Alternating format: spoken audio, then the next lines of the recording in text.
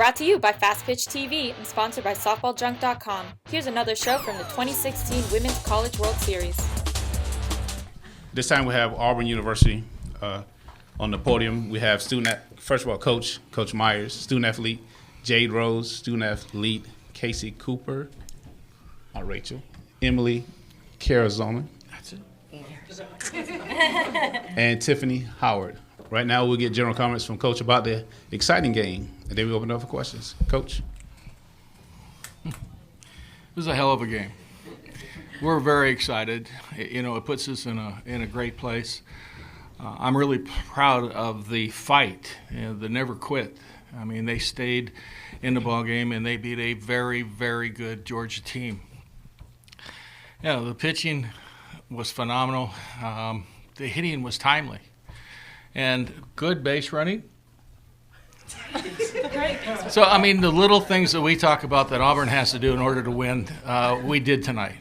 We made a few mistakes, but, hey, great teams figure out ways to win, and they did tonight, and I'm very, very proud of all of them. All right, we're going to open up for questions again. Raise your hand, state your name and your affiliation, and who the question's from. All right? Yes, sir. Jason Kersey from SEC Country. Clint, what was the explanation you were given on that play that I think confused all of us there at the end of the top of the seventh? If you don't know. I know. I'm just not sure I want to give it. There you go. Still have you. Okay.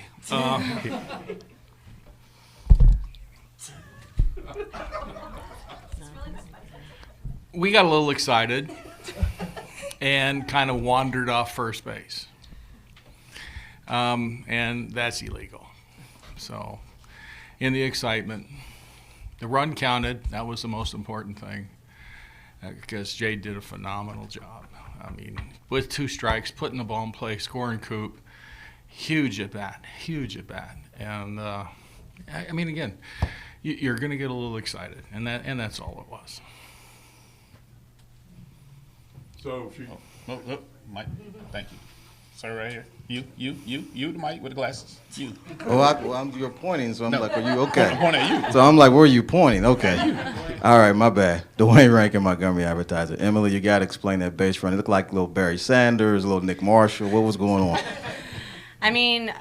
We tied the game up, and Cooper was at third base. Jade was up to bat. I knew if the ball went to the second baseman, which was Hugo, if I could get her to hesitate just for a second, Jade could be safe and Cooper could score. And I even told Cooper before, I said, if that ball's hit to Hugo, I'm getting her to try and tag me. I was willing to say, hey, right here. I was going to get her to come after me so Jade could be safe and Cooper could score, because Cooper's run is what mattered. A couple questions here. Casey, I was going to say you guys made it to the semis, and it's a lot easier than last year, not going through the losers bracket, but that wasn't easy at all, was it? No. It's the SEC, and you never know what you're going to get. It's going to be a great ball game. Both teams are not going to give up.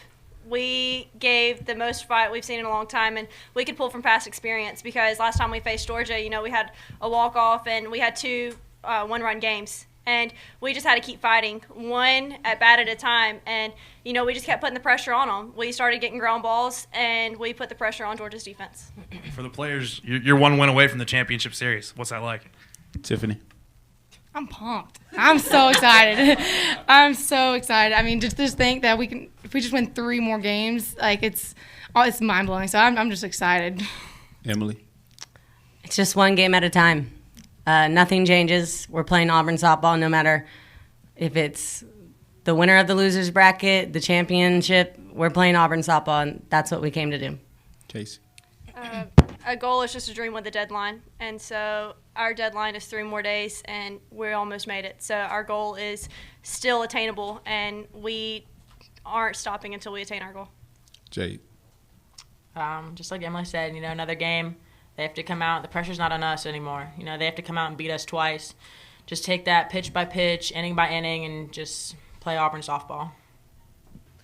Tiffany, you guys have been in some really crazy games over the last 2 years. And really, for anybody that's up there, where does this rank among the crazy dramatics that this team has become to known for? It's in the top. I wouldn't say it was the top one, but it's definitely up there with the top. And I just think what gets us through those close games is our energy in the dugout and just believing in one another and just getting on base so other people can hit us in for our, yeah. Let's cut that off really short.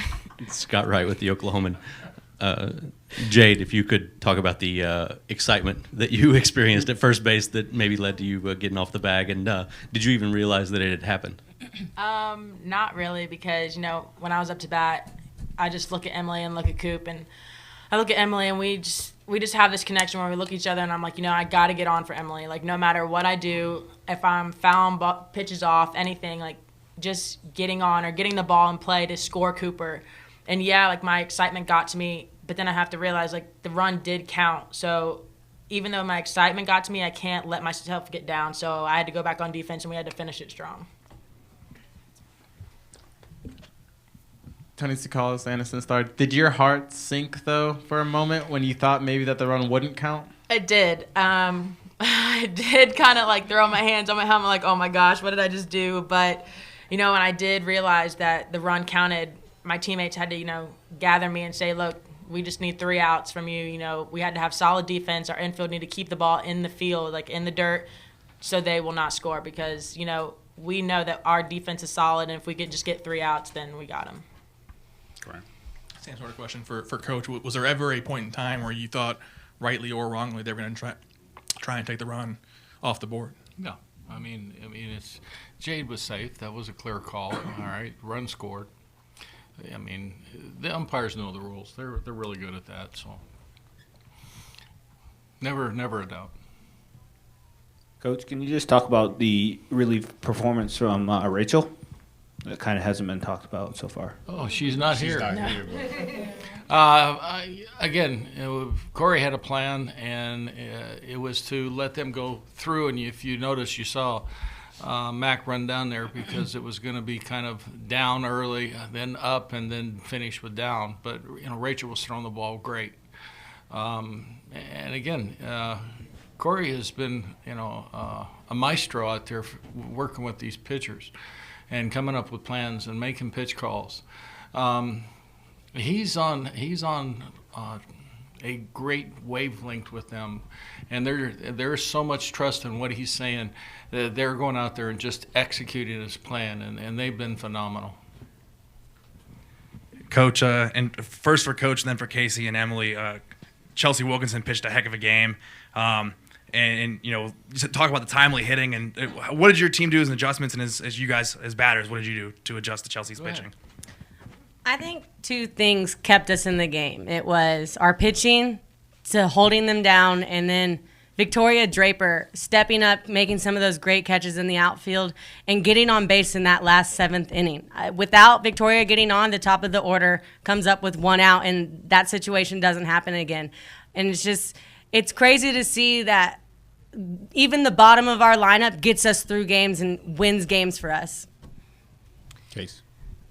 I was going to say it puts more pressure on the defense and the pitcher when you have a runner on first and nobody out. You're going to pitch differently. You got speed on first, Vic's our fastest runner that we got, and Tiff's the next. So you got speed on speed, and our lineup was just to keep hitting ground balls and putting the pressure on defense. Pick your pitch, put your best swing on it, and have a quality at bat. If this was your last at bat, how do you want to go down?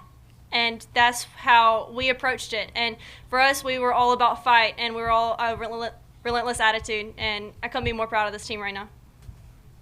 Emily, were you surprised that they pitched to you with first base open in that last inning first? And second, did you say anything to your teammates before y'all went out for that last inning? I was surprised they pitched to Cooper. They usually try to pitch around Cooper to get to me, and I mean, if you're going to do that, you're pitching around someone that's batting 400 to get to another person that's batting 400.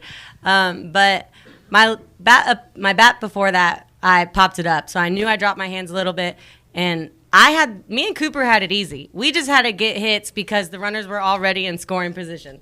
So all we had to do was barrel the ball and get those runners in, and And Cooper got the first one in, and then I got the tying one in. So it was a team effort. It was just great all around. All right, we got time for one more. Hey, Clint. Chris Price, WBRZ TV in Baton Rouge. Congratulations. I'm curious, maybe if you could just talk philosophically for a second. I just wonder what enables a team to, you're down, 2 runs in the final inning. What is it about the makeup of a team that enables you to not give up? Is that something that you can somehow instill and ingrain in a team? Are those intangibles? Are those tangibles? Because there's teams that rise to the occasion in difficult moments like that in the World Series, and there's teams that, for whatever reason, aren't able to have it. I just wonder if that's something that you can foster and develop. I think the answer is yes to all of your questions. I think it's something that it goes and starts when you first come together and you put an expectation and you believe in each other. You heard what they were saying. I was doing it for her. I was doing it for us, and I knew what I had to do. And it was just we have kind of a term, pass the baton. And again, if one doesn't get it done, the next one will. And this team has had great fight all year long. I mean, we've had a couple bumps in the road, and we've been behind before, but they never quit.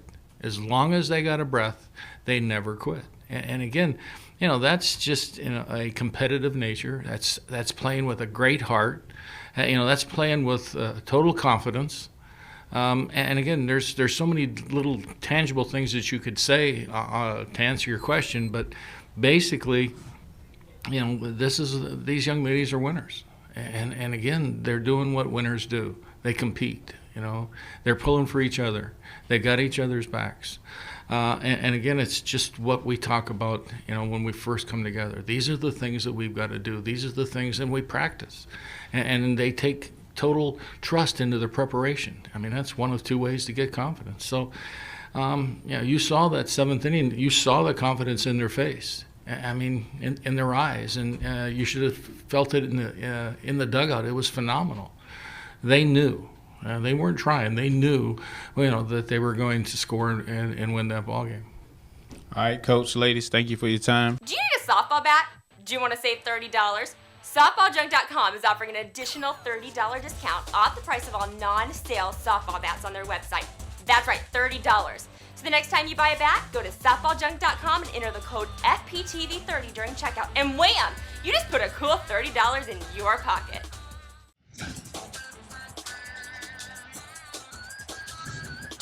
This show is a member of the Fastpitch TV network.